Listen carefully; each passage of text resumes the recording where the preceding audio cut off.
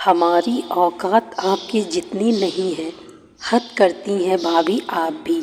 अभी तक आपको अपने ऊपर पैसे खर्च करना नहीं आया।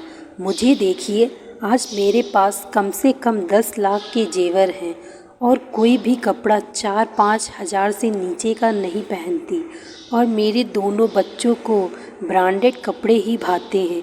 प्लीज़ भाभी, आप अब मेरे बच्चों के लिए और मेरे लिए कुछ मत खरीदा करिए। आप पैसे दे दिया करिए, मैं अपने पास से और मिलाकर ब्रांडेड कपड़े खरीद लूँगी।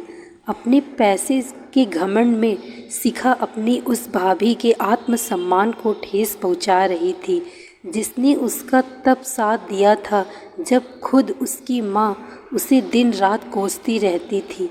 शिखा की बात सुन रोमा सिर्फ मुस्कुरा कर रह गई। यह अलग बात है कि आज उसे बहुत दुख हो रहा था। उसने वहीं पास बैठी सास सुजाता जी को देखा जिनकी आंखें अपनी बेटी के ऐश्वर्य से अभिमान में चमक रही थी और रोमा को बहुत ही उपेक्षा की तरह देख रही थी। शिखा अपने बच्चों के साथ भाई दूज पर आई थी। रोमा ने अपने सामर्थ्य के अनुसार उसे कपड़े दिए, लेकिन शिखा ने लेने से इनकार कर दिया और साथ ही अपनी भाभी को अपने पैसे का रुआब दिखाने लगी। शिखा रोमा के बच्चों को बुलाकर उनके लिए लाए कपड़े उन्हें देने लगी और साथ में वो कपड़े भी जो उसकी भाभी लाई थी। जीनी और जिया, यह देखो बुआ के राज में तुम लोग भी ब्रांडेड कपड़े पहन लो, वरना भैया भाभी के पास इतने पैसे कहाँ कि तुम लोगों को इतने महंगे कपड़े दिला सके घर का खर्च चल जाए वही बहुत है। जीनी और जिया बुआ की बात सुनकर स्तंभ थे। उन्हें बिल्कुल भी अच्छा नहीं लगा। जिया छोटा था इसलिए कुछ नहीं बोली, लेकिन जीनी उससे सहन नहीं हुआ तो वो बोल पड़ी, बुआ जी, मेरे मम्मी पापा भले ही ब्रांडेड और महंगे कपड़े नहीं दिलाते, लेकिन उनका प्यार 100% ब्रांडेड और सबसे महंगा है जो शायद आपके पास नहीं है। बुआ हैं। जीनी कुछ और बोलने वाली थी, लेकिन तभी सुजाता जी उसे डांटने लगी। आजकल तेरी जुबान बहुत तेज चलने लगी है। मेरे सामने ही तुम बुआ का अपमान कर रहे हो। माफ़ी मांगो। आपके सामने बुआ जी मेरे मम्मी पापा का अपमान कर रहे हैं, वो आपको नहीं दिखा। माफ़ी नहीं मांगूंगी, मैंने कुछ गलत नहीं किया है। और यह लीजिए, नहीं चाहिए आपके ब्रांडेड और महंगे कपड़े। जिया के भी हाथ से कपड़े लेकर जीनी ने वही शिखा के पास रख दिया और जिया का हाथ पकड़कर वहाँ से चली गई। भतीजी द्वारा अपनी बेइज्जती शिखा कैसे बर्दाश्त कर सकती थी। थोड़ी ही देर में वहाँ कोहराम मच गया। बेटी घर से नाराज़ होकर जा रही थी। भला यह बात सुजाता जी कैसे सहन कर सकती थी। उन्होंने हंगामा कर दिया।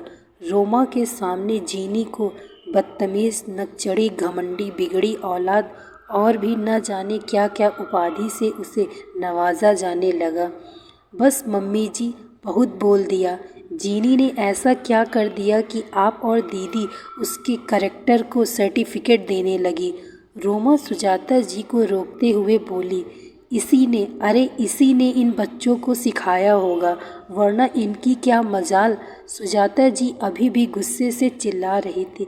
बस मम्मी जी, बहुत बोल लिया आपने और दीदी ने।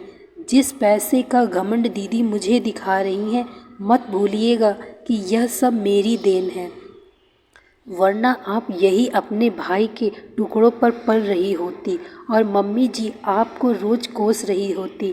इंसान को कभी भी अपना बुरा वक्त और उस बुरे वक्त में साथ देने वाले को कभी नहीं भूलना चाहिए। इतने साल तक आप ससुराल छोड़कर यहाँ मायके में पड़ी थी।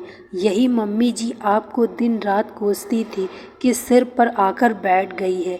आपको देखना चाहती थी, लेकिन मैंने हमेशा आपका साथ दिया।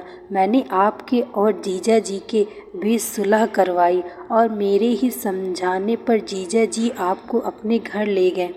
वरना जिस तरह आप जीजा जी और उनके घर वालों से लड़कर उनकी इज्जत को कुचल कर आई और अपनी ही आना में बैठी थी कि जब जीजा माफ़ी नहीं मांगेंगे आप नहीं जाओगे।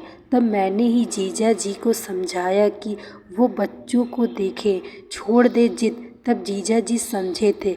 आज आप दोनों के बीच रिश्ते सही हो गए, इसलिए आज आप पैसों के बिस्तर पर लौट रही हैं और आप मुझे और मेरे बच्चों को ही पैसों का रौब दिखा रही हैं।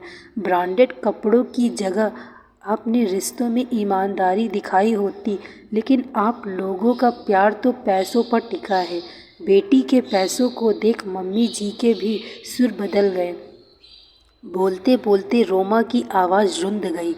ज़्यादा अहंकार अच्छा नहीं होता दीदी, पैसे का बिल्कुल नहीं, क्योंकि ये रेत की तरह कब फिसल जाए पता नहीं।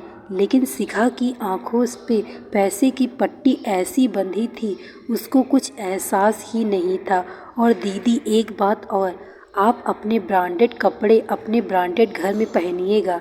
दीदी अच्छा होगा कि आप आज के बाद इस गरीब भाभी के घर मत आएं, क्योंकि मेरी औकात न ब्रांडेड पहनने की है और न देने की।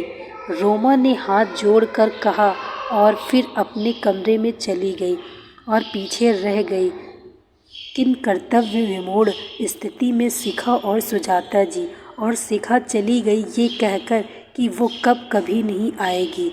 उसकी इतनी बेइज्जती हुई है। जब शाम में रोमा का पति राकेश ऑफिस से आया तो देखा माँ रो रही है।